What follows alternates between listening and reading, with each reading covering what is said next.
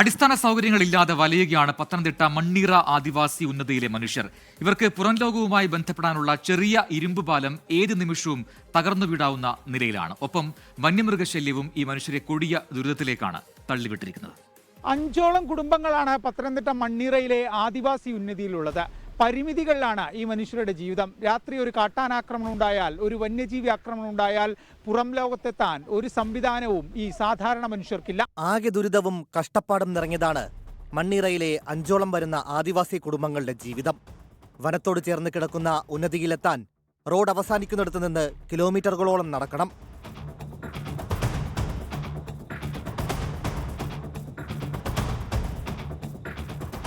ആ നടത്തം എത്തിച്ചേരുക തുരുമ്പെടുത്ത് ഏതു നിമിഷവും വീഴാറായ ഇരുമ്പ് പാലത്തിലേക്കാണ്.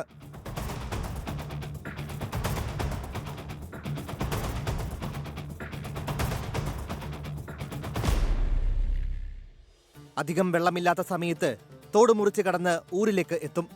മഴക്കാലമായാൽ തോട്ടിലാകെ വെള്ളം നിറയും. ജീവൻ കയ്യിൽ പിടിച്ചാണ് ഇരുമ്പ് പാലത്തിലൂടെയുള്ള യാത്ര. വർഷങ്ങൾക്ക് മുൻപ് പണിത നടപ്പാലം ഏതു നിമിഷവും തകർന്നു വീഴാവുന്ന അവസ്ഥയിലാണ്. പാലമെങ്കിലും പുതുക്കി പണിങ്ങി തരാൻ പരാതി പറയാത്ത സ്ഥലങ്ങളില്ല. പക്ഷേ ഒരു പരിഹാരവുമില്ല. ആകെ ബുദ്ധിമുട്ടാ പോകാനും വരാനും. മഴ പെയ്തു കഴിഞ്ഞാൽ തോട്ടി വെള്ളം പൊങ്ങിക്കഴിഞ്ഞാൽ അക്കരെ ഇക്കരയും കയറാൻ പറ്റത്തില്ല. പാലത്തിൽ കൂടെ പോകാനും ഞങ്ങൾക്ക് പേടിയാ. അത് എപ്പോഴാണ് ഇടിഞ്ഞ് താഴെ വീഴുന്നതെന്ന് അറിയത്തില്ല.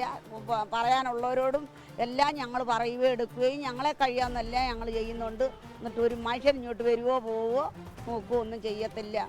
വർഷങ്ങൾക്ക് മുൻപ് നിർമ്മിച്ച പാലത്തിന് പിന്നീട് ഇതുവരെ അറ്റകുറ്റപ്പണി നടത്തിയിട്ടില്ല. ഓരോ മഴക്കാലത്തും തിരഞ്ഞെടുപ്പ് കാലത്തും പാലം ശരിയാക്കാമെന്ന വാഗ്ദാനം ഈ മനുഷ്യർക്ക് ലഭിക്കും. പക്ഷേ ഒരു പ്രതിവിധിയും ഇല്ലാതെ ഈ മനുഷ്യരുടെ ജീവിതം ഇങ്ങനെ തുടരും. പ്രായമായവരും കുട്ടികളുമടക്കം നിരവധി ആളുകൾ മണ്ണീറയിലുണ്ട്.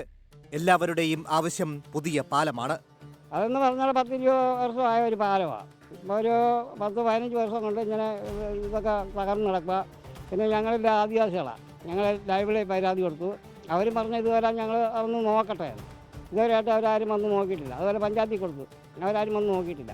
അത് കഴിഞ്ഞ് ഞങ്ങൾ മുഖ്യമന്ത്രിക്ക് പാലത്തിൻ്റെയും റോഡിനും കൂടെ കൊടുത്തു.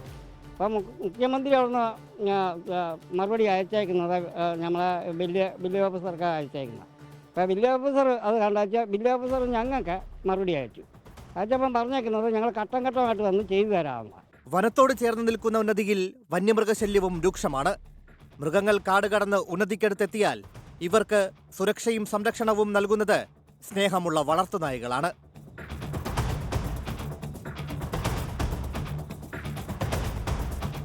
തുരുമ്പ് കാർന്ന് ഏത് നിമിഷവും തകർന്നു വീഴാവുന്ന ഈ പാലത്തിലൂടെയാണ് തോട് മുറിച്ചു കടന്ന മണ്ണീറയിലെ മനുഷ്യർ പുറം ലോകത്തെത്തുന്നത്. അധികാരികൾക്ക് മുമ്പിൽ പലതവണ പരാതി പറഞ്ഞു മടുത്തു. പക്ഷേ ഒരു പ്രയോജനവുമില്ല. തിരഞ്ഞെടുപ്പ് കാലം വരികയാണ്. ഇനിയെങ്കിലും ഈ സാധാരണ മനുഷ്യരെ ഒന്ന് അധികാരികൾ പരിഗണിക്കണം. ക്യാമറമാൻ ജിനു എസ് രാജിനും അനു ഇളകള്ളൂരിനുമൊപ്പം എ വി ജയശങ്കർ, 24 പത്തനംതിട്ട. പൊതുജനം കഴുതയല്ല സാർ.